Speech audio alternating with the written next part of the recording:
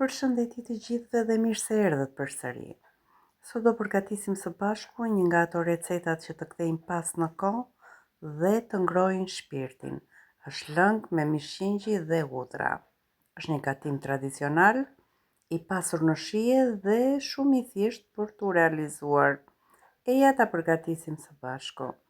Si e shikoni, në tenxhere kam vendosur mishin e qingjit për të zjerë, ndërkohë që mishi ka zjerë pothuajse plotësisht në një tikan të thellë, shkrim gjalpin.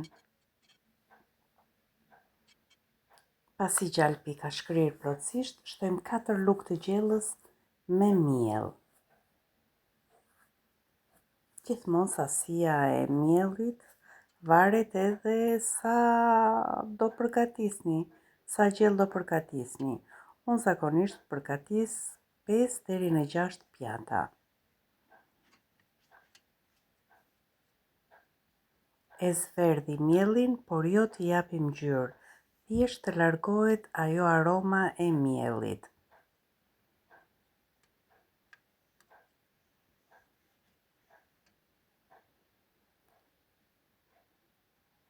Tani gradualisht do shtojmë nga lëngu i mishit, duke e përzier vazhdimisht dhe duke shtuar nga lëngu i mishit. Nëse dëshironi, mundet edhe ta kulloni lëngun e mishit. Marrim atë telin e vezëve për t'i bërë një përzierje më të mirë, që në tikan mos të kemi as një kokriz mielli.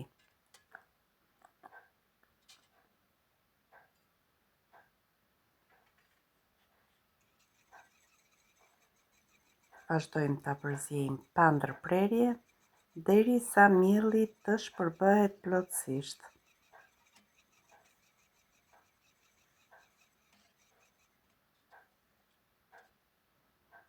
Vazhdojmë të shtojmë ende lëng mishi. Dhe sekreti i kësaj recete janë hudhrat. Aroma e hudrave e bën tepër të shijshme këtë recetë. Me që e kemi me mishqingji dhe mishi i qingjit është pak i rënd, duhet patjetër që në fund të përgatitjes së kësaj recete duhet i shtoni uthull, 2 deri në 3 lugë të gjellës me uthull. E bashkojmë lëngun në tenxhere, e rregulloj me krip, diku tek 1 lugë çaji krip përdor unë. Këtu kam një hudhër, e presim hudhërën në pjesë të vogla dhe më pas do ta shtojmë në tenxhere.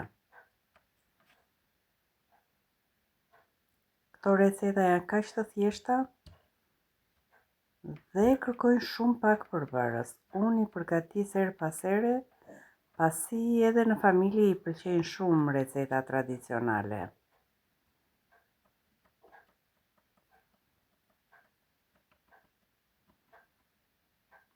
Hudhra tashmë është gati, e shtojmë në tenxhere.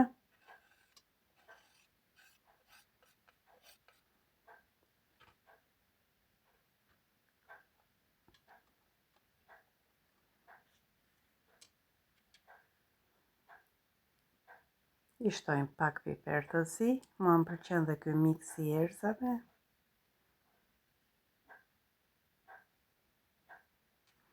Dhe do ta lëm të ziejnë diku tek 20 minuta.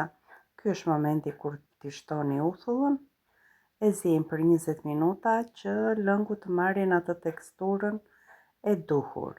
Në tikan kam shkrirë pak gjalp, i shtojmë edhe pak spec të kuq të ëmbël ose djegës si ju ta pëlqeni dhe shërbejmë pjatën kështu të ngrohtë me gjalpin e përvëluar.